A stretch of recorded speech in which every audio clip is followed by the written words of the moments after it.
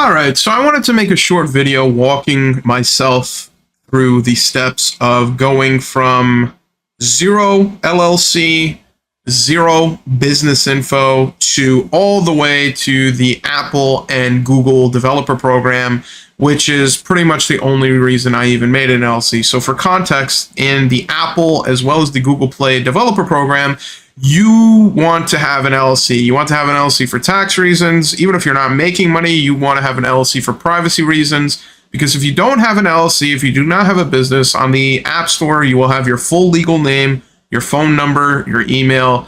It's a headache. It's not worth it. Just for privacy alone, I believe having an LLC is worth it.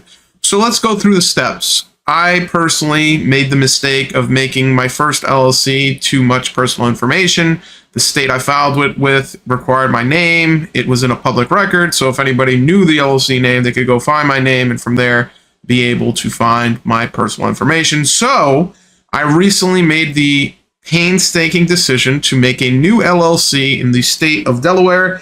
I would recommend making a LLC in either Delaware or Wyoming because they're privacy first. I would also highly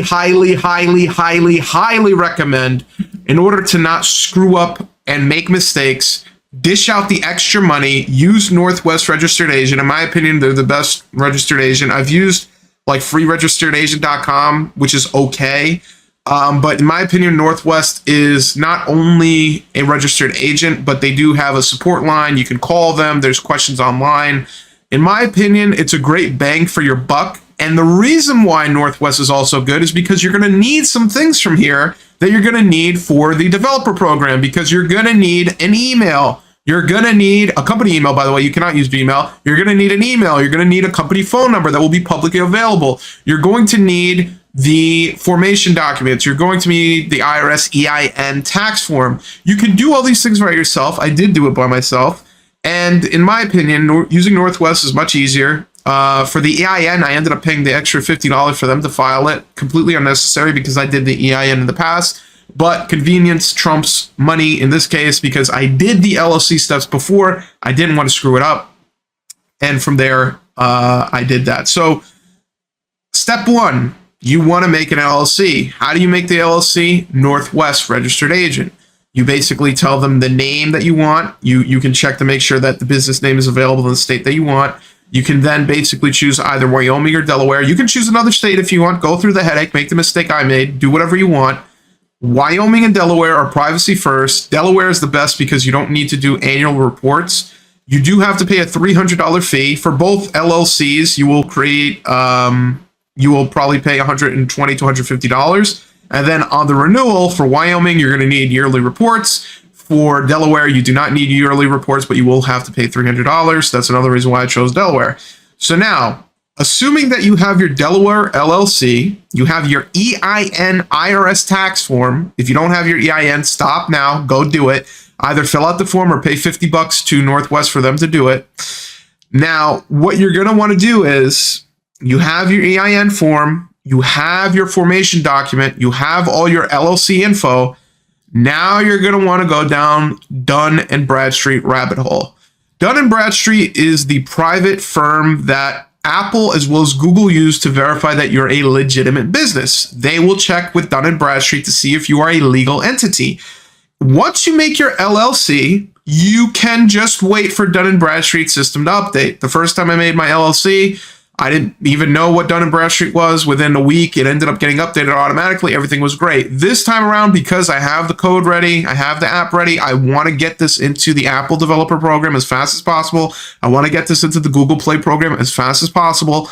I manually created a Dun & Bradstreet profile. Now, here's two things. I didn't know this. Here's something for you to know. Quick question. I spent time, money, effort to make a private LLC in Delaware. Do you think that if I gave my personal information to Dun & Bradstreet, I would want that publicly available? The answer is no. If you make a Dun & Bradstreet account, be very careful where you put your name and what you put your name as. Put your LLC name where possible, and unless it absolutely forces you to put your personal information, don't do it. I gave my personal name and my phone number when making the account, and to my surprise, there's a public profile with the business that has my name and phone number. I did call them, I did rectify this, but it's just a word of warning. be careful. People say that they're privacy first, but you put your name and it'll get thrown on their website like it's public knowledge. By the way, here's an important piece of information. When you make your LLC, it will show up in Bizipedia. Bizipedia scrapes the internet and looks for information for LLCs and businesses. Make sure you own that Bizipedia page. Make sure your personal information is not on that Bizipedia page, because that's the easiest free way to get the information. If you don't care, fine, do whatever you want, but these are things to take into consideration and remember. Now, you have your LLC, you have your IRS EIN form. Now what you're going to need is a company email, and you're going to need a company phone number. In my opinion, I would say go with Northwest for the company phone number. I'm using the free trial. It works pretty fine. It's a VoIP. So far, I've used it with Apple, no problem. I'm going to use it with Google as well, and it's pretty good. They also offer email for $9 a month. One phone number is $9. The email is $9. In my opinion, I think the best bang for your buck is Ionos. Ionos is a really good service. They charge $5. You can have 25 emails, each with 2 gigabytes of storage. What I do is that I make my email for my domain or a domain, and I will then use that with mail forwarding to my personal email. So if your mailbox ever gets full, you can just delete it and use your free Google, Gmail, or Outlook inbox as a storage facility, and there is no limit usually. Now, with that being said, another thing you're going to need is a website. Now, you need a website. You need a website for your privacy policy. You need to have a URL for that. You need an about section in order to explain what your company is. And you're probably more than likely also going to need a FAQ or support page. All these things are required. You will not get past this. You will not get approved. You cannot put, when I was first doing this, I wanted to get approved faster, so I put under construction for the support page, not allowed. It has to be actual support. Have the email, social media, whatever the case is, you absolutely need this. So now we've established that you need an LLC, you need an IRS EIN form, you need your own website that can be edited and updated. One thing that's good about Ionos here, as well as getting the email from them, is that you do get a free domain with the purchase. So I pay $5 a month because I don't want to lock in 3-year deal. I pay $5 a month. As long as I pay that $5, I have the free domain. So you can put in a domain. It should be related to your company name or your LLC or your app name, and you'll have that free domain as long as you're paying it, which is actually pretty good. I actually like that quite a lot because domains usually cost about $12 a year. So right there, you're already getting email for $5 a month, 25 emails, by the way. If you want to be cheap and stingy, it can be $3 for, I think, 5 or 10 emails, but 25 is better in my opinion because you're going to have a support email, you're going to have a privacy email, you're going to have a FAQ email, you're going to have about email, you're going to have a contact email, you're going to have a support email. You need to have at least 10 emails, in my opinion. So now that we've got all those required pieces, Dun & Bradstreet is the next place to make sure that you're actually up to date. You can make your profile there. You can do whatever changes. In my case, for whatever reason, when I went to the Apple Developer Program and to enroll, which costs $99 a year, as a company or LLC, make sure you don't do it as an individual. You will have a headache transferring to an LLC or company. What ends up happening for me, in this case, it didn't happen the first time, Apple rejected it. They said there's something wrong with your DUNS number. For some reason, we can't verify it's a legal entity. I called Dun & Bradstreet. They show me that my Apple profile, for whatever reason, does not have the legal entity ticked off as a corporation or a limited liability company. I updated it. That was today. So eventually, I'm going to go check out the Apple Developer Program and update it. Now, when it comes to Google, it looks like either it updated already or they did some other verification. They were able to take my Dun & Bradstreet number, no problem. Now, when it comes to Google and it comes to Apple, you will have to verify your personal identity. If you are a limited liability company or a corporation, you can get past having your public info on their website, but pay attention to all the fields where it says this will be publicly displayed on the App Store. So if you put your home phone number, you might get phone calls saying, I have a problem downloading the app, help me, instead of your support phone number.